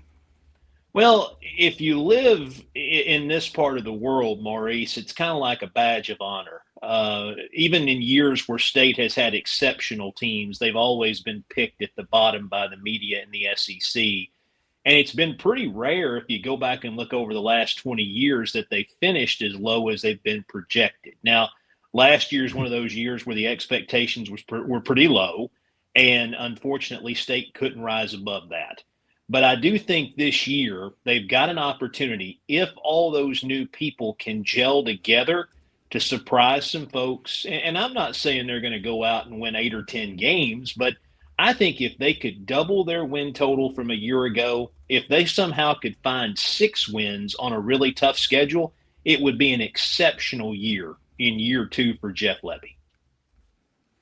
Neil, I'm really curious. You start the year with Southern Miss, obviously, and it feels like are we overstating things? How critical, I guess, is my real question. How critical is it going to be for this particular team to maybe get off to a fast start and really kind of get some momentum? Because we know the SEC does seem like an uphill battle in that regard. Well, I think anytime you play in this league, the first month of the season is critical, because that's an opportunity to try and make a little bit of hay. You're hopefully playing in games that you're going to be favored in. Now, one of those first 4 games for Mississippi State's against Arizona State, and that's a team that was in the college football playoff a year ago.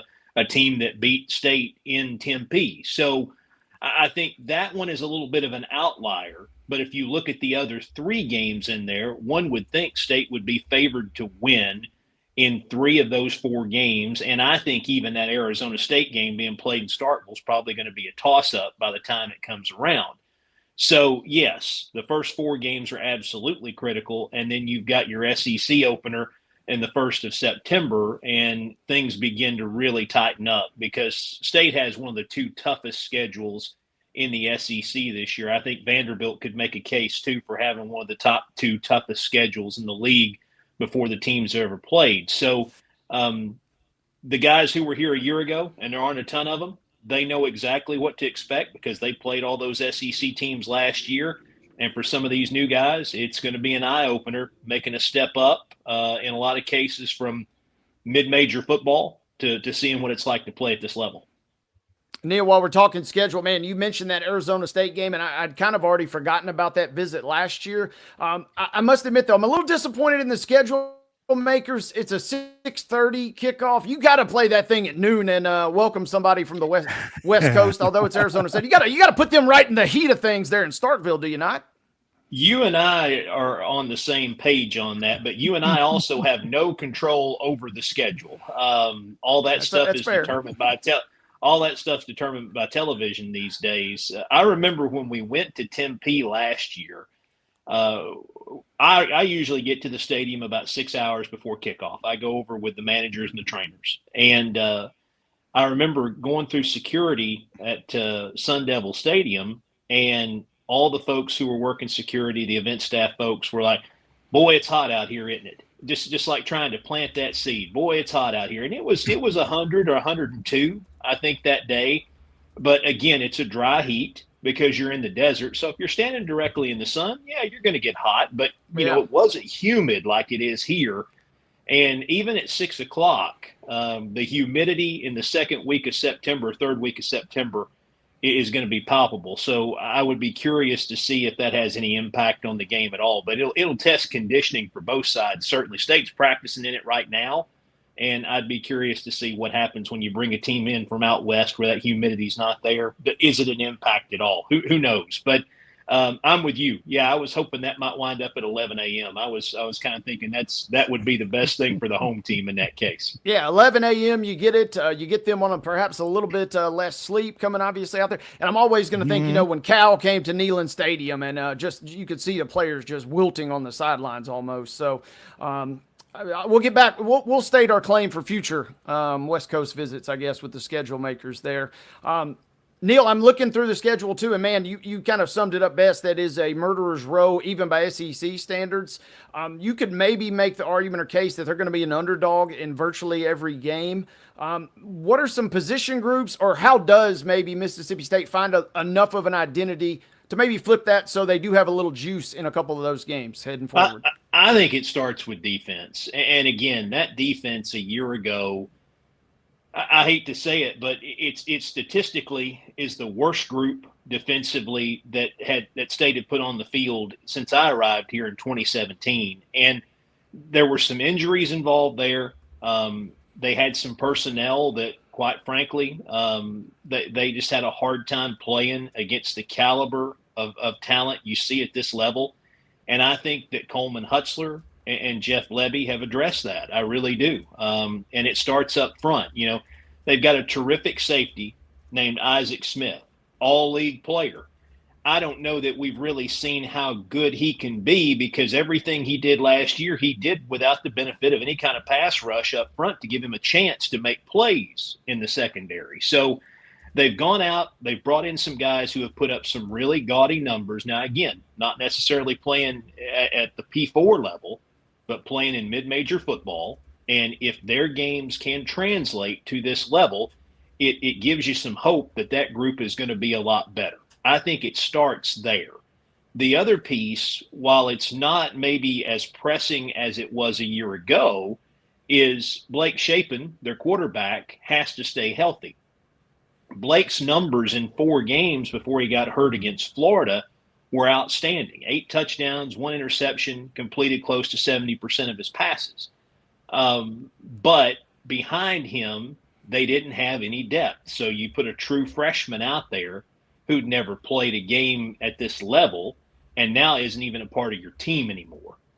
They have a very talented freshman, Camario Taylor, who is from just down the road here in Macon, Mississippi. A lot of people would love to see him play tomorrow. And just based on what little I've seen of him in the fall and what I saw of him in the spring, he will be a fantastic quarterback. He's got the physical tools, the mental, he's got all of it. But you've got Blake Shapen and you've got Luke Kromenhawk, who came over from Florida State, got to play a little bit in the ACC. So if you have an injury, you feel like I think you can weather that storm more this year than they could a year ago. But I think they've got to keep Blake Shapen healthy. They've got to get a pass rush on defense. If they can do those two things, they'll give themselves a chance to upset some folks this year, especially with a lot of the tougher games at home. I think the schedule is favorable in that way for them, but all those games are going to be really hard. Neil Price, the voice of the Bulldogs, joining us here on Main Street Sports Today, presented by the Tennessee Orthopedic Alliance of Columbia. And Neil, as I'm looking through the roster here, Taylor sure looks the part, 6'4", 230. Oh, yeah, and I mean, he's a legacy guy. His uncle was a quarterback here, so he wanted to play here.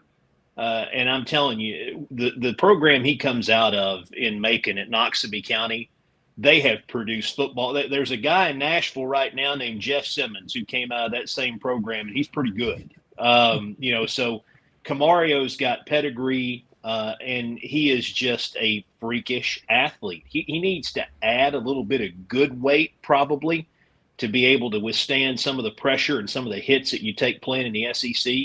But he's just a freshman. And as he continues to grow, as he continues to mature, he's going to turn into a real player. I believe that watching him. And it's just a very small sample size, but boy, it's hard not to be excited about it. You know, scrolling up and down through this roster, Neil, and it's, I'm not sure how much different it is at Mississippi State than anywhere else, but there are a lot of guys that have colleges next to their names on the roster. Everybody's in the transfer portal, and when you've had a year like Mississippi State had last year, it was probably incumbent on them to do so as well. But yeah, how quickly can you get those guys acclimated to doing things the way you want to do them, and how quickly can they, have an impact for you? Well, I think in State's case, a good many of those guys came in January. So they at least had the benefit of the spring. Now, not every one of them, and not every one of them that's probably going to be in that 2 deep when we get to week 1.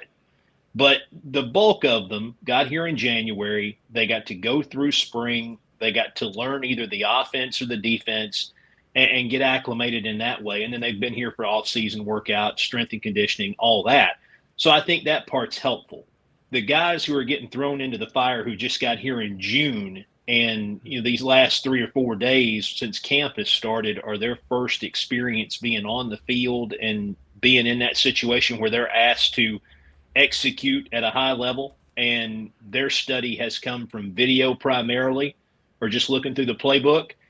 Those are the ones that have got to pick it up quick. And, we'll see how it goes. I think that's the toughest thing about college sports in this day and age. And I don't care if it's football, if it's basketball, if it's baseball. How quickly can you get new people, because the rosters are constantly in flux?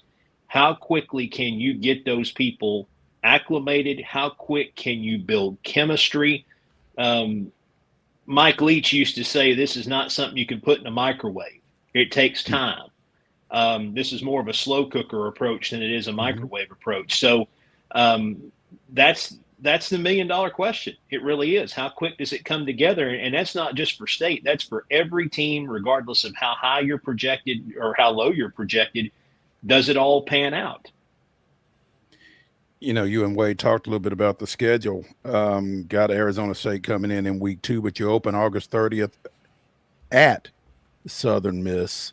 And I'm sure some of your fan base wonders why that's at Southern Miss. But, I mean, that's you could get off on the wrong foot real quick there. Sure, and that'll be a big game for Southern Miss because you get to host one of your big in-state rivals, and they'll have a full house there. They have had a great history of succeeding in games like that.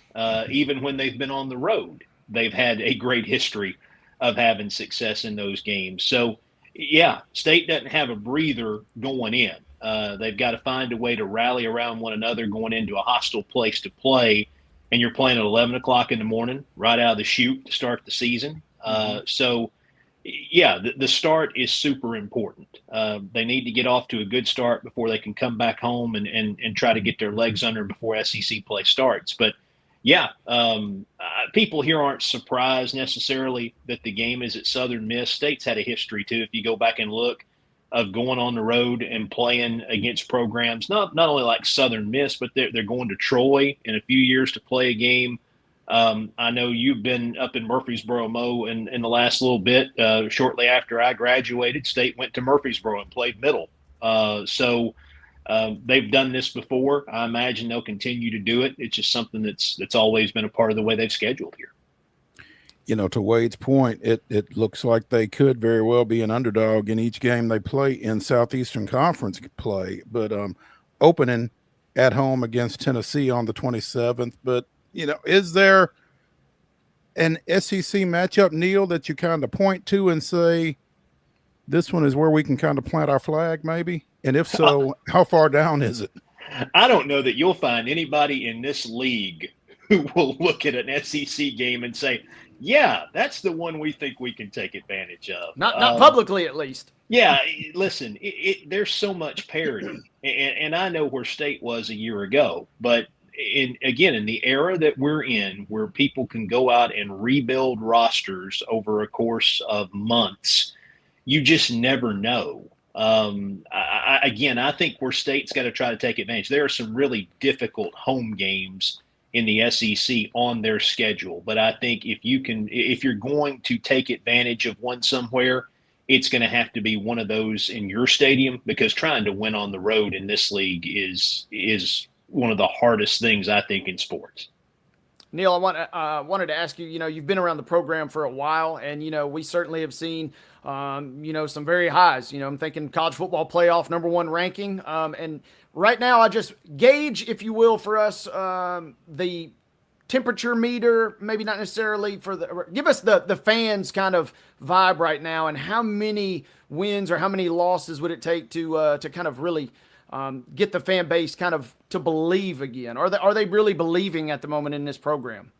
Well, I think your loyal people are always going to have belief that their team's going to go out and put its best foot forward. It's those that, and listen, people who've been around state football for a long time know that there have been some real valleys in this thing, far more valleys than there have been peaks in the history of the program. Okay. So I think what people want to see primarily, they want to see improvement. And I think most are smart enough to understand what the schedule is. So improvement may not mean 6 or 7 wins. Improvement may mean 4 or 5. But in those other games, is State competitive? Are the Bulldogs giving effort? Are they aligned correctly? Are they executing? If you get beat by a better team, but you've done everything you can do to put yourself in position, I think a lot of people are okay with that, given where this program has been. I think a lot of people also understand that one of the things that State needs in football is stability. I've been here since 2017. Jeff Lebby is the 6th football coach I've worked with since I got here. It's tough to win when you don't have continuity. Now, some of that couldn't be helped. None of us could have expected that Mike Leach was going to unexpectedly pass away. None of us could have accounted for that. But turnover is tough, and we need Jeff Lebby to be successful here because this program needs a consistent leader. And hopefully this is the beginning of him starting to see what he hopes this can be. And then the schedule should change next year. We don't know what that's going to look like with regard to the conference schedule, but this 2-year cycle ends, and hopefully by year 3, that schedule looks different, and it's one where you feel like you're not necessarily going up against the murderers row week in and week out like they have the last 2 years. Neil Price, the play-by-play announcer for Mississippi State football, joining us here on Main Street Sports Today, presented by the Tennessee Orthopedic Alliance of Columbia. Neil, really appreciate you taking some time with us this afternoon, and stay hydrated. Well, we do the best we can, and same to you guys up there. I was glad to see you in Murfreesboro. Like I say, I'm a middle alum. I try to keep up best I can with those guys. I keep up with Chip quite a bit. He keeps me informed on what's going on up there, but I hope year 2 for Derek Mason is a good one too, and that those guys can get things turned around and headed back in the right direction. Absolutely. Now we're talking. Sounds Thank good. you, Neil. All right, we'll see catch you guys. up. Thank you. Let's take a break here on the weekend warm-up edition of Main Street Sports Today, presented by the Tennessee Orthopedic Alliance of Columbia. Let's come back for the final segment. We will kind of jump in the grab bag and get you ready for the weekend. Stick around.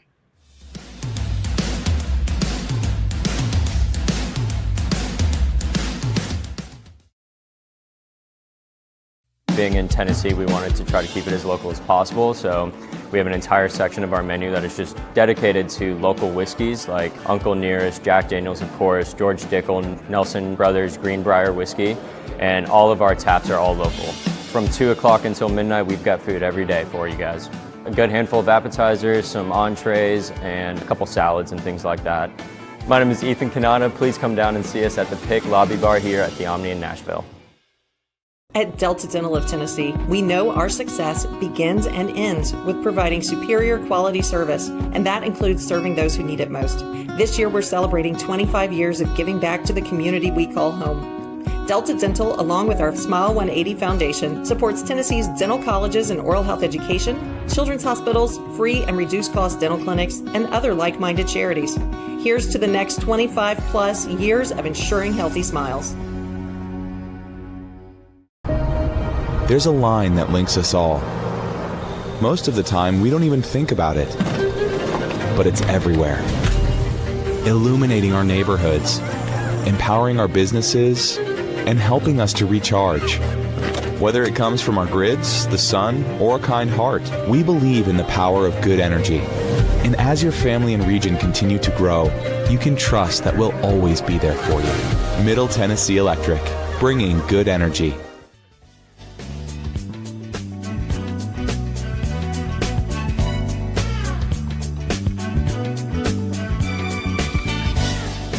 Welcome back into the final segment of the weekend warm-up edition of Main Street Sports Today, presented by the Tennessee Orthopedic Alliance of Columbia. That's Wade Neely. I'm Maurice Patton. Nashville Soccer Club on the road again in MLS play this weekend, heading over to St. Louis. It's a little bit shorter trip than their last trip in league play when they had to go all the way out to the West Coast, take on San Diego. And looks like it's not a great St. Louis team that they're going to be encountering tomorrow night. Yeah, the schedule set up kind of nicely in that sense for NSC, right? Kind of reached a little bit of a break. You played your friendly versus Aston Villa. And then as you kind of dip your toe back into MLS play, yeah, there could certainly be worse opponents, and there certainly could be worse road trips that you could kind of wade into those waters. So hopefully, I still kind of got to cover my eyes when I see a game like this because I'm just used to them not performing on the road versus teams they're supposed to beat. So hoping for good things, and hopefully they come back with all 3 points. Yeah, you got to scroll pretty far down the Western Conference table to come up with St. Louis. This record, 4-6-14. Now, is that – I don't know if that's 4 wins, 6 draws, and 14 losses, or if that's 4 wins, 6 losses, and 14 draws. Wade, do you have any better feel for that? Yeah, 14 L's for those guys. They only have 18 points. They are second to last, kind of as you referenced there. And they kind of got a little bit of, I know St. Louis, the gateway to the West, I guess, if you will. But they're in Nashville's shoes from a couple years ago where they're stuck in a loaded Western Conference, and they got to do a lot of travel So Nashville sitting on 47 points, St. Louis sitting on 18.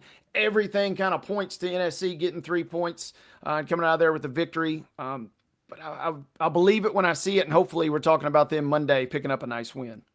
That would be nice because they are still right there in the mix at the top of the Eastern table. Philadelphia Union with 50 total points, FC Cincinnati with 49, and Nashville with 47, 3 up on the Columbus Crew. So 3 points this weekend would be a nice little get for them. And if they can keep the Golden Boot, Sam Surridge, headed in that direction, that will be a big help toward getting that outcome that you're looking for. So be interesting to keep an eye on that one tomorrow night. Again, 7:30 first touch. You can see it on Apple TV as the boys in gold go to the gateway to the West.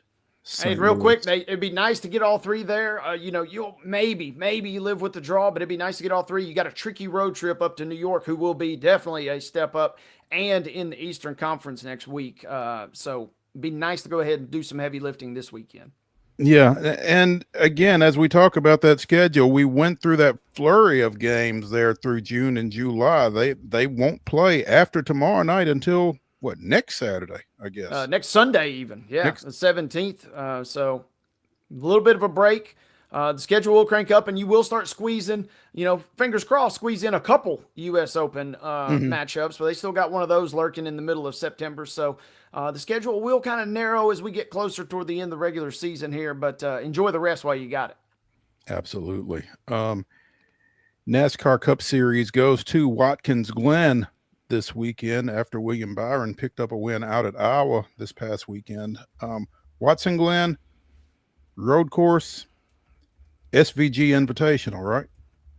Sure would think so. And I would just love to really kind of get the honest opinion. Maybe I'm wrong, but NASCAR drivers are so, you got to be so crazy and kind of so self-believing that you think you can go out and win. But I'd love to kind of know what they really think. SVG, I just pulled it up. He's a small underdog, but he is the favorite in that sense. He's only plus 120. Zilich listed behind him, and then Kyle Larson falls way off the pack at plus 1,100. So, Vegas is on to SVG as well. It'll be his race to lose, and certainly his race not to finish atop the podium there in the top 3. Yeah. David and Calvin will have Heather Williams on Wednesday to wrap that one up, but I'll be interested to see what she thinks about this one, because again, you put that guy on a road course and it feels like Larry Bird walking into the 3-point contest, who's going to finish second. So we will keep an eye on that this weekend. Korn Ferry Tour stopped this weekend in Omaha. Former Brentwood Academy standout Blades Brown shot a 3 over 74 in his opening round yesterday, and trying to see where he is now. When we checked prior to the show, he had taken a couple of strokes off of that, but was still well under the projected cut line, unfortunately. So finished 1 under for the day. So 2 over. Doesn't look like we'll be seeing any weekend action for Blades, but the fact he's not living and dying now with every. It'd be great to obviously make the cut. It'd be great to have a top 20 or even a win. But you're not living and dying kind of now that he's secured that full-on tour membership. Yeah. So the baby steps for the youngster out of Brentwood Academy. So we'll be keeping an eye on that one. We'll let you know Monday if he made the cut and how that wound up. Let's see. We talked WNBA a little bit during the rundown. Got some marquee games this weekend as Seattle goes to Vegas tonight. The Sparks and the Valkyries will play tomorrow night. And then again, you've got the Lynx and the Liberty in a rematch of your 24 WNBA final. That's Sunday at 11:30. You can see it on ABC. I'll be interested again. Brianna Stewart has been out. I don't know if she's gotten back yet for the Liberty. Nafisa Collier has got an ankle, and she's out for the Lynx, I think. So both Minnesota and New York a little undergunned relative to where they would want to be for that Sunday matchup. Yeah, and the Liberty, man, it just it's not quite season from hell just yet, but man, it feels like they've had to deal with a lot, kind of the defending champs curse in that regard. So, but then just when you think, okay, well, it's Minnesota, yet Fee has been injured a couple of times this season, and now for a little bit of an extended break, they kind of need to get back to full strength if they're going to really make a push. We got about a month until the regular season ends, so it's kind of going to be crunch time, especially for some of these teams flirting with moving up or down a tier or maybe sneaking into the playoffs or out. So a lot to play for here in these next couple of weeks. You know, this Seattle-Vegas game tonight would have been the Alicia Clark Bowl, except the Storm traded Alicia to Washington earlier this week. So going back to D.C., and man, just mentioned a team that has played, man, they've lost 3 in a row, but they were playing so well and kind of really punching above their weight for what a lot of people projected going into the season. So maybe a chance to bring in, maybe that was the thought process, bring in kind of a veteran leader, bring in a proven champ, and kind of see if you can recapture some of that magic, because after a great start, they're kind of fizzling at the moment.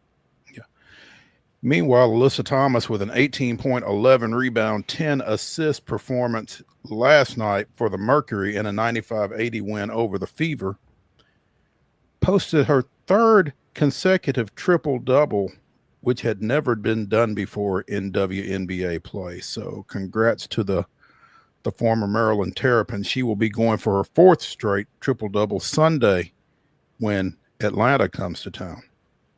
Intriguing matchup there. Absolutely. And speaking of teams that had kind of lost their way, Phoenix was flying to start the year, really kind of flying up the rankings. Then they've kind of taken a bit of a lull, but just when you think they're dead and buried, 3 straight wins, 3 straight triple doubles, they're getting the best of their biggest acquisition this offseason. That'll be a fun showdown coming up in 2 nights. Absolutely. The Mercury the Mercury and the Dream each 19-11, tied for 3rd in the league, a half game behind the Liberty. Obviously, the Lynx running off and leaving everybody 25-5 to this point. So these are, 2 of the top 4 teams in the league that will be facing off on Sunday out in the Valley of the Sun. Should be an interesting matchup there. We've talked a little bit about the Connecticut Sun and whatever's going to happen with them. We mentioned Mike Pagliuca having put together an offer to purchase that team and move it to Boston. Well, apparently he presented it to the league administration, but not to the board of governors, and so that's been stalled. Also, they're saying that, well, we need to make this offer or make the team available to those who had bid on expansion teams before we bring somebody else into the mix. So this guy's wanting to spend $325 million on this team, and the league is kind of stiff-arming him a little bit. Really interesting stuff. Yeah, kind of never easy, right? Or never easy as you would think. And then we see the politicians kind of getting involved. Governor Lamont up there is now all of a sudden really making a push, trying to plead his case with the NBA and with the WNBA, trying to save the franchise and keep it in Connecticut. It feels like we see this a lot when a team is either on the way out or rumored to be on the way out. Everybody kind of steps up and tries to save them. Who knows? A little bit of a soap opera kind of developing here. Definitely, which kind of tells you that, maybe the WNBA is finding its footing to some degree, and maybe the players are right. Because, again, when you see these kind of numbers being thrown around to purchase a team, there's got to be some money to pay the folks that are playing the game. So stay tuned. That's going to do it for the weekend warm-up edition of Main Street Sports Today, presented by the Tennessee Orthopedic Alliance of Columbia. Be sure and join us at 2 o'clock as Wade and I get you caught up on everything that has taken place from now till then. We'll see y'all 2 o'clock Monday. Have a great weekend.